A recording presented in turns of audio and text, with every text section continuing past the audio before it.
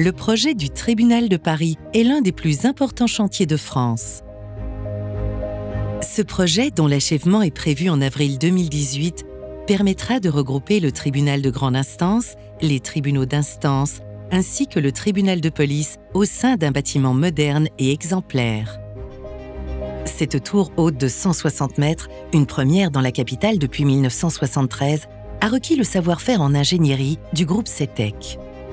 Ces équipes ont intégré le groupement de projets constitué de l'architecte Renzo Piano Building Workshop et de Bouygues Bâtiments Île-de-France, chargé de la construction dans le cadre d'un partenariat public-privé.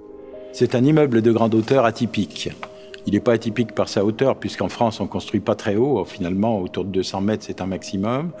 Mais il est atypique par la géométrie choisie par l'architecte, qui était de superposer 3 blocs au-dessus d'un socle. L'intérêt des 3 blocs, c'est de créer 2 terrasses, qui sont des jardins suspendus et qui permettent d'agrémenter le bâtiment par des coupures intermédiaires. Le projet est bâti sur environ 110 000 m² de plancher et on a environ 160 000 m² de surface construite. On a un immeuble de grande hauteur donc qui s'élève à 160 mètres de haut avec 38 étages construits.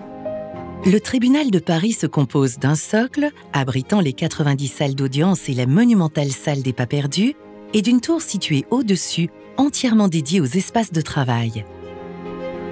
L'ensemble accueillant près de 9000 personnes, dont plus de 500 magistrats et 1300 greffiers chaque jour. Pour nous, le rapport avec les ingénieurs est toujours un rapport créatif, positif, c'est-à-dire on travaille ensemble. C'est fondamental. Qu'est-ce que je peux faire? Je peux aller plus loin, je peux aller moins loin, que ce soit pour la structure principale, pour les lancements, la finesse de la tour par exemple.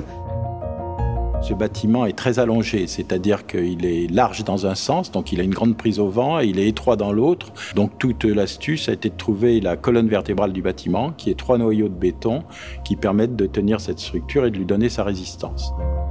On a tout modélisé sur une maquette, tout lot confondu, de l'architecture à la technique. Et on l'a fait dès 2011, bien avant le lancement de la mission numérique dans le bâtiment en 2014. C'était tout à fait adapté et puis maintenant, on ne pourrait plus vraiment faire de projet d'une aussi grande ampleur sans maquette numérique. C'est un bâtiment qui est extrêmement technique finalement. On a différents usages, on a beaucoup de contraintes techniques, mais là où réside toute la difficulté, c'est surtout d'intégrer toute cette technique dans un projet architectural vraiment ambitieux. L'ingénierie sur le projet, elle est partout. C'est le fait d'avoir des poteaux qui font 28 mètres de haut, c'est le fait de pouvoir faire de la ventilation naturelle, c'est le fait d'avoir une continuité de service en permanence, d'avoir des panneaux photovoltaïques sur un immeuble de grande hauteur, que des premières qu'on n'a jamais vues en France. On a beaucoup travaillé avec l'architecte pour commencer par réduire tout ce qui est besoin en énergie. Donc on a travaillé avec lui sur les façades, sur les isolations. Et après, dans un second temps, on a travaillé sur tous les équipements techniques. Et on est un des bâtiments IGH qui consomme le moins en France. Ce qui nous a marqué dans ce projet, c'est qu'il y avait énormément de techniques diverses. Et du coup, nous, on a voulu partager cette expérience avec le grand public, avec 14 vidéos de 2 minutes qui montrent en accéléré les séquences de chantier et qui donnent des explications et qui font gagner un temps fou aux gens qui vont le regarder, aux jeunes.